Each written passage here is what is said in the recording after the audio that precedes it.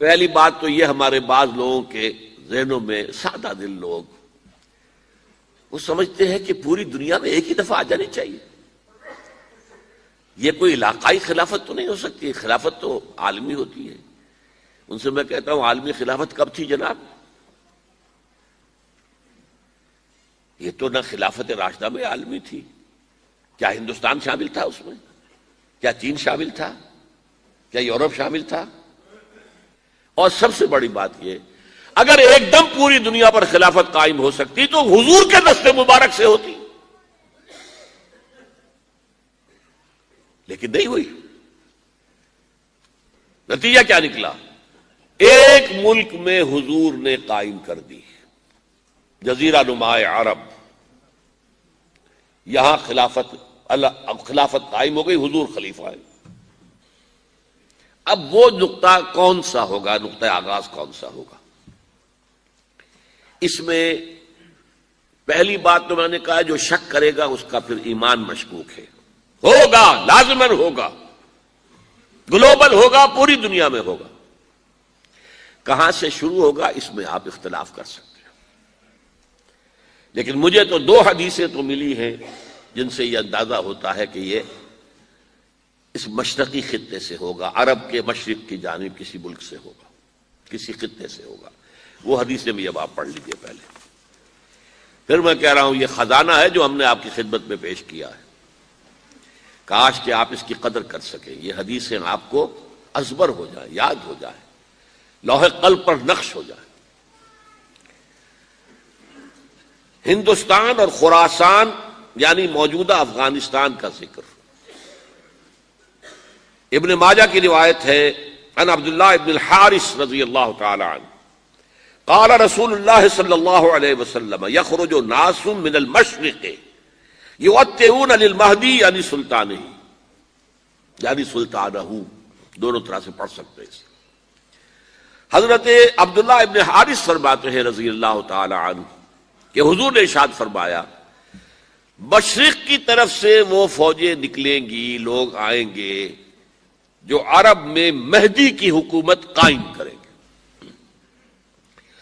یہ مہدی کون ہوں گے اس کا ذکر میں ذرا بعد میں کروں گا، لیکن نوٹ کر لیجئے کہ مہدی سے پہلے لازماً کسی مشرقی علاقے کے اندر وہ نظام قائم ہو چکے گا، تب وہاں سے فوجیں آئیں گی نا. یہ مشرق کون سا ہے؟ عرب کے مشرق میں آپ چلیے ایران بھی آ جائے گا، افغانستان بھی ہے، پاکستان بھی ہے، اور اگر اسے اور توسیع دیں تو ہندوستان بھی ہے. یہ ہے عرب کا مشرق. اس سے فوجیں جائیں گی. اس کا کیا مطلب ہے کہ اس میں سے کسی جگہ پر نظام خلافت پہلے قائم ہو جائے گا تاکہ وہاں سے فوجیں جائیں گی جو جزیرہ نما عرب میں حضرت مہدی کی حکومت کو قائم کریں گی. اب دوسری حدیث سنیے. یہ سنن ابن ماجہ کی حدیث تھی جو میں نے آپ کو سنائی، آپ نے پڑھی. دوسری عن ابی ہریرہ رضی اللہ تعالی عنہ، یہ ترمذی شریف کی روایت ہے. قال قال رسول اللہ صلی اللہ علیہ وسلم یخرج من خراسان رایات سود لا يردها شیء حتی تنصب بإیلیا. خراسان کے علاقے سے سیاہ جھنڈے لے کر فوجیں آئیں گی، ان کا رخ کوئی موڑ نہیں سکے گا، ان کو پیچھے پھیر نہیں سکیں گے کوئی بھی، یہاں تک کہ وہ یروشلم میں جا کر جھنڈے نصب کر دیں گے. ایلیا حضور کے زمانے میں یروشلم کو کہتے تھے. یہ یروشلم تھا جب حضرت سلیمان کی حکومت تھی اور یہاں پر معبد سلیمانی، ہیکل سلیمانی قائم ہوا. پھر یہ یروشلم ہی رہا ہے تاریخ میں، یہاں تک کہ سن 70 عیسوی میں جب ٹائٹس رومی جنرل نے اس کو گرایا، ختم کیا، سیکنڈ ٹیمپل گرا دیا اور یہاں سے یہودیوں کو کہا نکل جاؤ، یہاں سے کوئی یہودی باقی نہیں رہا، بالکل تہو بالا برباد کر دیا. اس کے کوئی 150 سال بعد ہیڈریان، رومن ایمپرر ہیڈریان، اس نے پھر دوبارہ آباد کیا اس شہر کو. 150 سال تک یہ بالکل بنجر اور بالکل غیر آباد پڑا تھا. اب ہیڈریان نے جب آباد کیا تو اس کا نام ایلیا رکھا، اب یروشلم نام نہیں تھا. تو حضور کے زمانے میں پھر اس کا نام ایلیا تھا۔ اور اب اس سے کیا معلوم ہو رہا ہے کہ یہ یروشلم مسلمانوں کے قبضے سے اس وقت نکلا ہوا ہوگا۔ ایک دفعہ پہلے نکلا تھا، سن 1099 عیسوی میں مسلمانوں کے ہاتھ سے نکلا، کروسیڈرز عیسائیوں نے آ کر اس کو قبضے میں کیا، لاکھوں مسلمانوں کو مارا، قتل کیا۔ اس کو 1187 عیسوی میں واپس لیا ہے۔ کس نے لیا ہے؟ صلاح الدین ایوبی، کرد۔ عرب کھوکھلے ہو چکے تھے، عربوں نے کھویا، واپس نہیں لے سکے۔ بہت حکومت کر چکے تھے، 400-500 برس کی حکومت کر کے، اور ان کے عیش اور ان کے آرام، اب ان میں جان نہیں تھی کہ وہ واپس لے سکے۔ واپس لینے والا گرم کرد خون تھا، صلاح الدین ایوبی۔ تو گویا کہ اب آپ سمجھئے کہ 88 برس تک عیسائیوں کا قبضہ رہا یروشلم پر۔ اب 1967 میں یہودیوں نے قبضہ کیا ہے، اور اب 38 برس تو ہو گئے، 88 نہیں تو 38 برس تو ہو گئے ہیں۔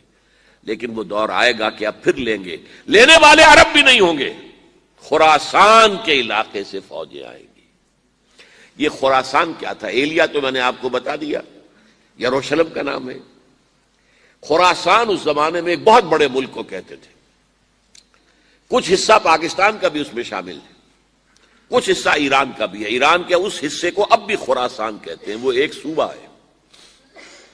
خراسان ایک صوبہ ہے ایران کا، چھوٹا سا۔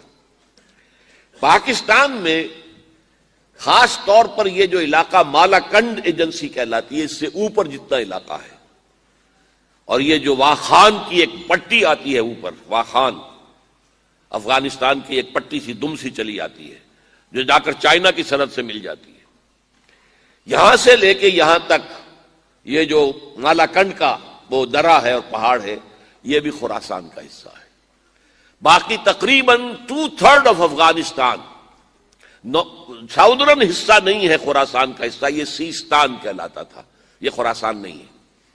لیکن یہ کہ اوپر کا 2/3 آف افغانستان، اور اس کے ساتھ یہ جو عرب، جو اب یہ ترک ممالک آزاد ہوئے ہیں سوویت یونین کی ڈسولوشن کے ساتھ، یہ سارا علاقہ کہلاتا ہے خراسان بزرگ، دی گریٹ خراسان۔ ایک مرتبہ ایک یہاں کا جو کاؤنسلیٹ ایران کا، وہ آئے تھے میرے پاس، ان کے ایک اہم آدمی، ان سے میں نے پوچھا خراسان، تو پہلے تو ان کا خراسان ہمارا ایک صوبہ ہے، میں نے کہا نہیں مجھے خراسان، او خراسان بزرگ، وہ جو آپ دی گریٹر خراسان کی بات کر رہے ہیں، وہ یہ تھا۔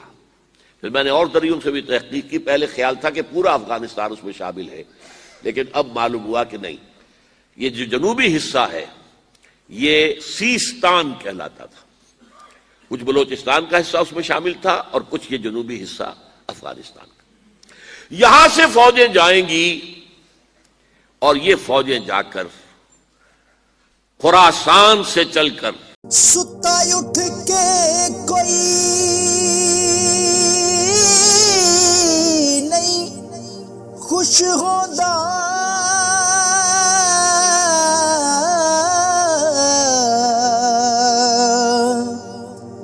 بڑے ستے جگا کے میں ویکھیا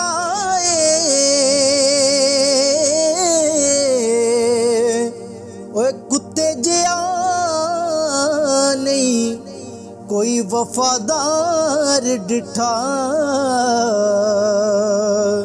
تے ٹکر سکا بھی پا کے ویکھ آئے۔